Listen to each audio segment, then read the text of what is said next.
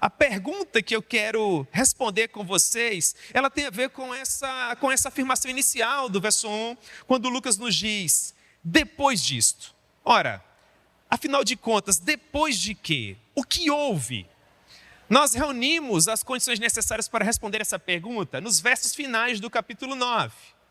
Porque nos versos finais do capítulo 9, nós temos a partir do verso 57, o Senhor Jesus dizendo o seguinte: indo eles caminho fora, alguém lhe disse, mestre, seguir-te-ei para onde quer que fores. Mas Jesus lhe respondeu, as raposas têm seus covis e as aves do céu ninho, mas o Filho do Homem não tem onde reclinar a cabeça. A outro disse, segue-me. Ele, porém, respondeu, permite-me ir primeiro sepultar meu pai? Mas Jesus insistiu, deixa aos mortos o sepultar os seus próprios mortos. Tu, porém, vai e prega o reino de Deus. Outro lhe disse, seguir-te-ei, Senhor, mas deixa-me primeiro despedir-me dos de casa. Mas Jesus lhe replicou dizendo, ninguém que, tendo posto a mão no arado, olha para trás, é apto para o reino de Deus. Havia uma multidão que acompanhava o Senhor Jesus naturalmente. As pessoas ouviram esse diálogo, elas tiveram acesso a essas perguntas e essas respostas. E depois disto, o Senhor designou os 70. Com base nesses princípios, se eles efetivamente estivessem dispostos a viver a dinâmica desse chamado. E é sobre isso que nós pensaremos aqui, ao final, tendo Mateus como exemplo. Sobre esse custo, sobre essa renúncia, sobre esse desejo de viver intensamente, de modo a fazer a nossa vida valer a pena. Porque eu quero acreditar, irmãos, que discipulado, na verdade, é aquecermos ao desejo do Mestre. É estarmos crucificados com Ele a tal ponto, de modo que, de fato, não vivemos nós mesmos, mas Ele passa a decidir, Ele passa a ditar as regras, Ele passa a pautar a nossa vida e nós simplesmente obedecemos com o coração crente.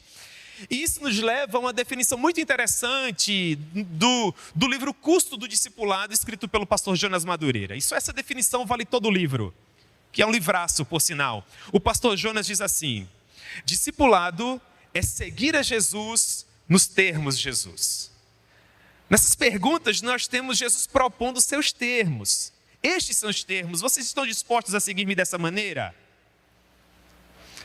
Uma primeira pergunta retórica para nós elaborarmos a respeito seria mais ou menos assim, com base nos versos que nós acabamos de ler. Lucas capítulo 9, do verso 57 ao verso 62. Pergunta: você está disposto a receber a Jesus como a sua maior recompensa?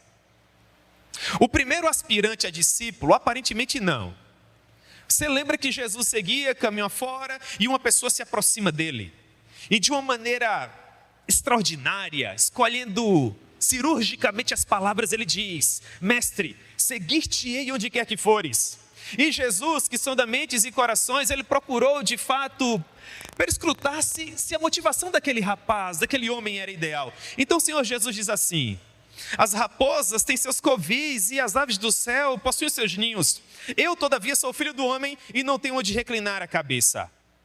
Lucas não nos diz quem se aproximou de Jesus, mas Mateus, na narrativa paralela, assevera que aquele homem, na verdade, era um escriba. Mateus 8,19. Então aproximou-se dele um escriba. Nós conhecemos bem os escribas, nós conhecemos bem os doutores da lei. Segundo o Senhor Jesus, eles gostavam dos primeiros lugares nas festas, das saudações pomposas nas praças. Eram homens que se importavam em dar vazão ao seu orgulho e à sua altivez. Sendo assim, quem sabe, esse escriba, inebriado pela fama do Senhor Jesus, ovacionado por conta daquela multidão que acompanhava o mestre, quem sabe, esse homem ele desejasse ter tudo isso para a vida dele. Quem sabe ele desejasse fazer parte de tudo isso. E tentando provocar essa verdade, tentando causar isso em sua vida, ele diz, mestre, se é para viver dessa maneira, eu estou disposto a seguir-te por onde quer que fores. E Jesus provoca justamente essa reflexão. Mas você está querendo me seguir porque eu sou suficiente para você? ou porque há algo a mais, algo que você deseja mais que eu, quem sabe fama, quem sabe popularidade, quem sabe ter os seus nomes nas faixas e nos letreiros, quem sabe ser mais ovacionado nas praças, o que você deseja? Infelizmente nós não temos a resposta, mas esse silêncio ele é por demais oportuno.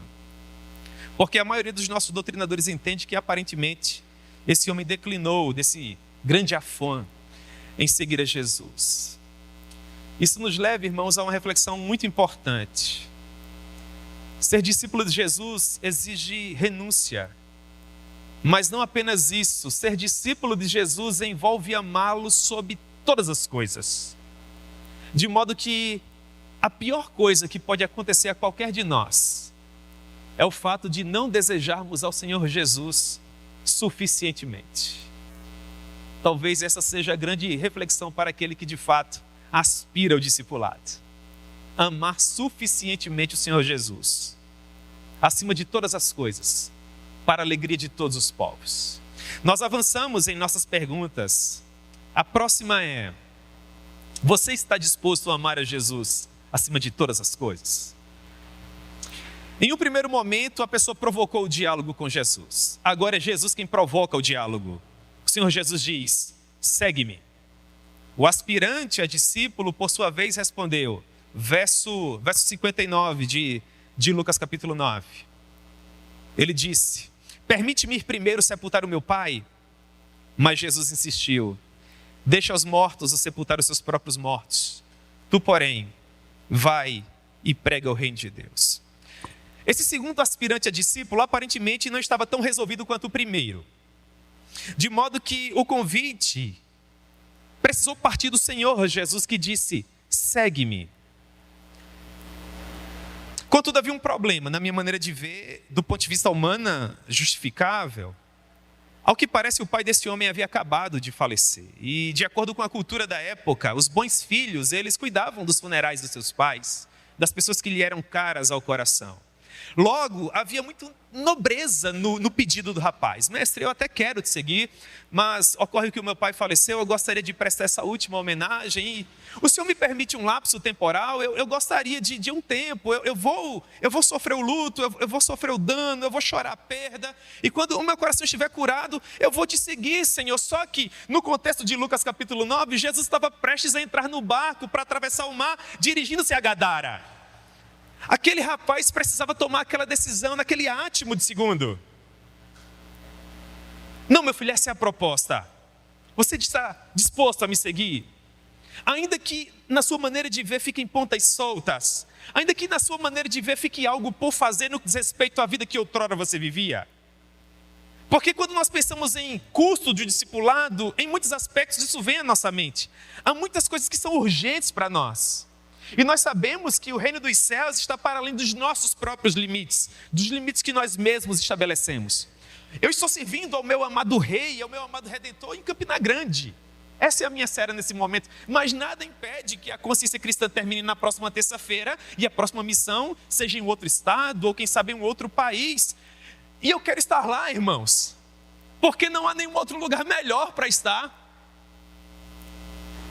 E eu vou deixar coisas a resolver aqui em Campina Grande, porque eu moro aqui há muitos anos. Então, quem quer seguir a Jesus precisa todo o tempo estar ponderando entre o que é urgente e o que é importante. O que é urgente? Urgente é chorar o papai. Isso é nobre. Vocês estão me acompanhando, irmãos? Ele faleceu, é o velório dele. O bom filho precisa estar ali, mas o mestre chama. E nesse momento o nosso coração se divide e nós precisamos decidir. Urgente é fazer o que deve ser feito do ponto de vista da nossa natureza humana. O que a norma culta exige, o que a etiqueta exige, o que a tradição exige, o que a cultura exige. O que é importante? Entrar no barco e ir com ele. Você ama Jesus, mais do que é o seu pai, mais do que é a sua mãe, mais do que é a sua família, mais do que é os seus filhos. Jesus diz para aquele homem: venha comigo, meu filho, e permita que aqueles que infelizmente não estão vivos espiritualmente cuidem dessas demandas que são urgentes. Você que está vivo, Trate de se preocupar com aquilo que é importante. E como nos custa, não é, irmãos? Como nos custa? Quantos missionários nesse momento não estão no campo, enquanto seus familiares estão partindo em suas regiões natais? E na maioria das vezes eles não reúnem as ferramentas necessárias para voltar para casa, seja porque não tem recurso, seja porque não vai dar tempo de acompanhar o velório. E eles estão a duras penas permitindo que outras pessoas façam isso que é urgente, enquanto, com o coração em muitos aspectos dolorido, eles tratam daquilo que é importante.